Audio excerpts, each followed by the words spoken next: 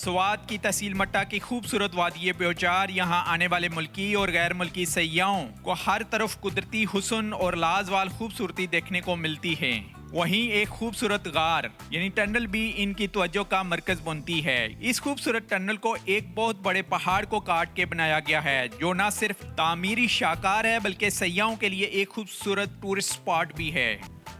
یہ ٹنل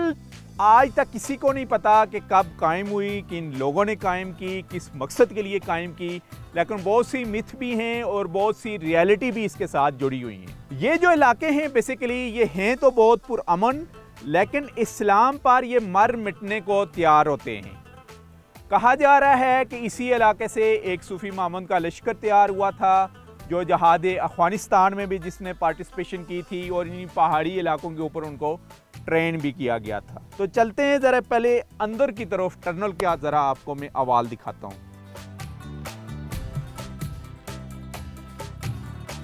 تو یہ ناظرین میں اس ٹنل کے اندر داخل ہو رہا ہوں اور یہ اچھی خاصی چوڑی ہے۔ تقریباً اس کی جو چوڑائی مجھے نظر آ رہی ہے وہ 7 سے 8 فٹ ہے اور انتہائی مضبوط پہاڑ کو کاٹ کے یہ ٹنل بنائی گئی ہے، اور ابھی یہاں پر لائٹنگ کا بھی باقاعدہ انتظام کیا گیا ہے۔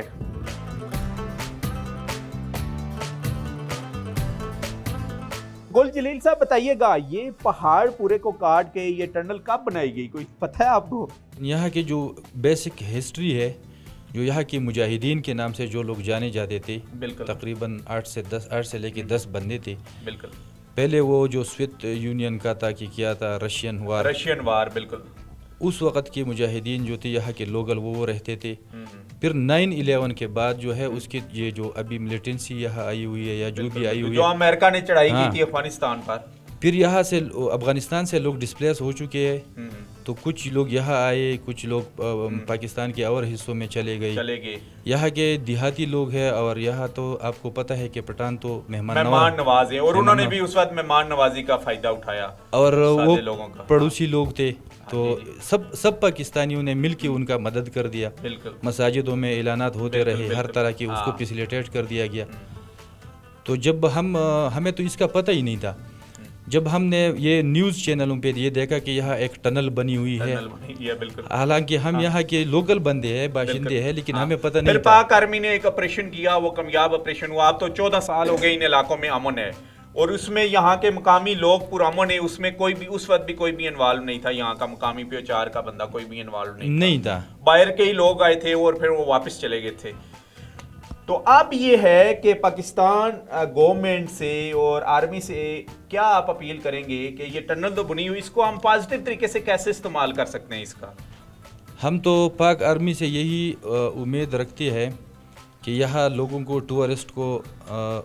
راہ ہموار کرے، اور یہاں یہ پازیٹیو جو ہمارا نگیٹیو میسج جاتا ہے اس کے لیے نہ استعمال کریں۔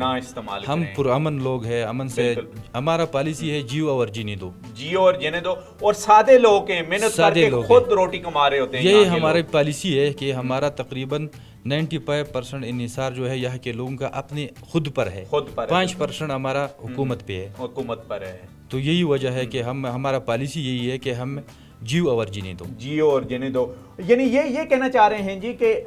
خاص کر کے سول گورنمنٹ سے بھی ہماری ریکویسٹ ہے، خیبر پختونخوا کے ٹورزم ڈپارٹمنٹ سے، کہ وہ اگر مل کے اس سے جو ٹنل بنی ہوئی ہے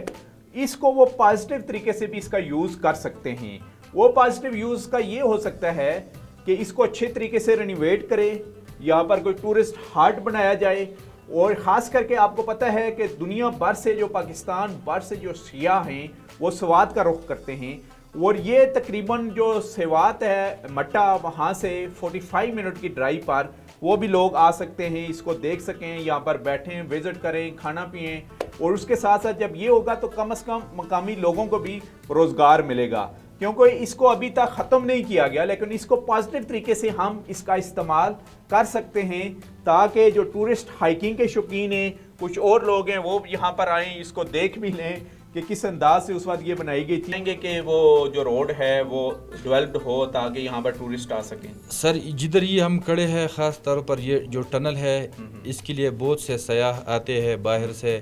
پاکستان کے مختلف حصوں سے، لیکن یہ ایک لنک روڈ پہ پڑا ہے. یہ جو پکنک پوائنٹ ہے یہ لنک روڈ پہ پڑا ہے، تو اس کے لیے تقریباً 1 کلومیٹر سے لے کر 1.5 کلومیٹر تک یہ راستہ پکا ہونا چاہیے، کیونکہ خدا نخواستہ اگر کوئی ٹورسٹ آ جائے، اس کا گاڑی گر جائے تو مسئلہ بن جائے گا. تو سب سے پہلا جو ہے اس کے روڈ کا مسئلہ ہے. روڈ کا مسئلہ ہے، اور اللہ کرے کہ ان علاقوں میں امن امان کی جو صورتحال بحال ہے وہ بحالی بھی رہے. اور یہ ان کا اچھا ہے کہ یہ اسٹیٹ کی ذمہ داری ہے جی، ریاست کی ذمہ داری ہے عوام کے جان و مال کا تحفظ کرنا. ریاست کو اپنا رول ادا کرنا چاہیے، جیسے کہ جانی بوجھی ایک اسکیم کے تحت بھی کچھ علاقوں کو ان ڈیولپڈ رکھا گیا ہے. یعنی آپ دیکھیں ذرا سوات کے ہر علاقے کے جو ٹورسٹ پوائنٹ بن چکے ہیں، کچھ نئے پوائنٹ بھی جیسے آپ کا معلم جبہ ہو گیا، کلام ہو گیا، میدین ہو گیا، اس کے علاوہ خواجہ خیلہ کے اور جو ٹورسٹ پوائنٹ ہے آگے شانگلہ کی طرف جا رہے ہیں، وہ ہیوج ڈیولپمنٹ ہے، اچھے خاصی وہاں پر ڈیولپمنٹ ہو چکی ہے. لیکن یہ سب سے خوبصورت ان کی اس کے جو میڈوز ہیں وہ انتہائی خوبصورت ہیں وادی پیوچار کے، اور اس کا بارڈر بھی تھرو آؤٹ آگے دیر کے ساتھ بھی مل رہا ہے، یعنی اپر دیر کے علاقے کے ساتھ بھی. اگر اس طرح بھی تھوڑی گورنمنٹ توجہ کر لے تو واقع ہی یہاں پر بھی جو ٹورسٹ ہیں وہ آ سکیں گے. جیسے کہ ہمارا مشن ہی یہی ہے کہ ان ایکسپلورڈ سائٹ کو آپ کے لیے ایکسپلور کرنا. اگر یہ سائٹس سے گورنمنٹ توجہ دے اور آنے والی حکومت کو، جیسے میں کہتا ہوں کیونکہ ابھی تو انٹرم گورنمنٹ کے خیبر پختونخوا میں جب الیکشن ہو جائیں، الیکشن کے بعد ان کے وہ نمائندے ان سلیکٹ کریں، یہ لوگ بھی یہاں کے جو رہائشی ہیں جو واقعی چل کے ان کا آگے کیس صحیح طریقے سے پریزنٹ کر سکیں، تو ان علاقوں میں بھی چینجنگ آئے گی انشاءاللہ.